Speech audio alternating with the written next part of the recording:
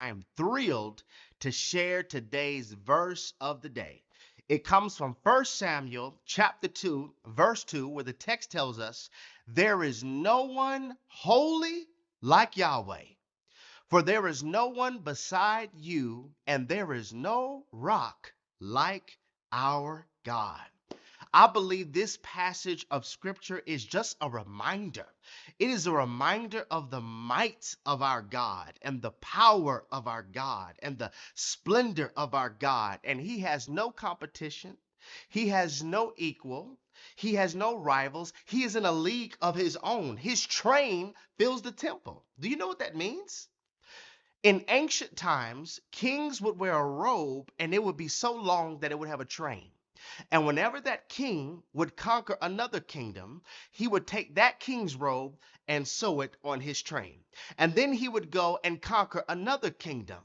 And then take that king's robe that he just conquered and sew it on his train. And then he would go and conquer another kingdom, take that king's robe and sew it on his train. So when the text tells us that his train fills the temple, it's just encouraging us to know that our God is undefeated.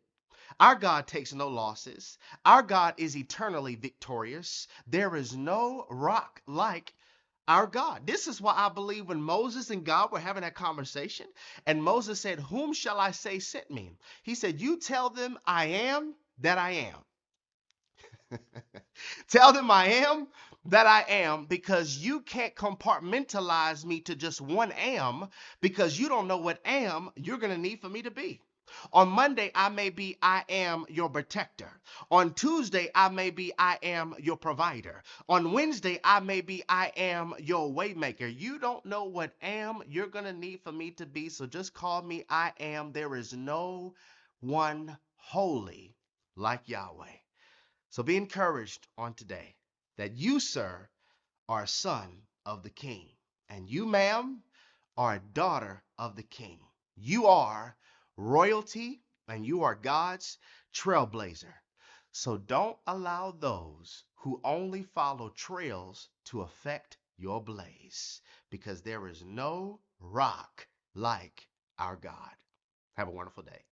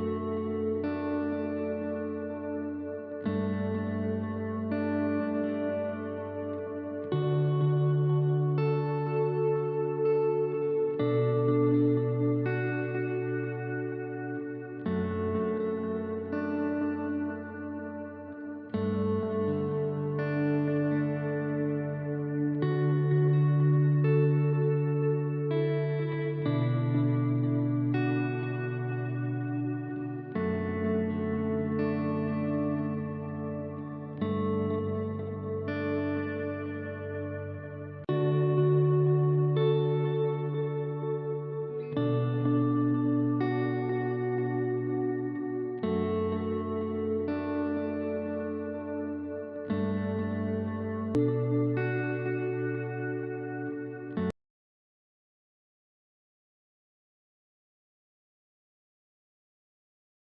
probably heard the word holy before, or at least sang it in a church song once or twice. And for most people, this idea is really just connected to being a morally good person. So God is holy because he's morally perfect. Yeah, that is part of it. But in the Bible, the idea of holiness is even bigger and more rich. What it's really describing is how God is the creative force behind the whole universe. He's the one and only being with the power to make a world full of such beauty and life. And so all these abilities, they make God utterly unique, which is the meaning of the word holy.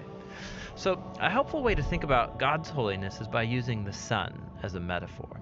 The sun is unique, at least within our solar system, and it's really powerful. It's the source of all this beautiful life on our planet. And so you could say that the sun is holy. And you can actually take this metaphor even further, in that the whole area around the sun is also holy. Yeah, because the closer you get to the sun, the more intense it gets. Yeah, exactly. So that very power and goodness that generates all this life is also dangerous. I mean, the sun, if you get too close, will annihilate you. And in the same way, there's this paradox at the heart of God's own holiness, because if you're impure, his presence is dangerous to you. And not because it's bad, but because it's so good.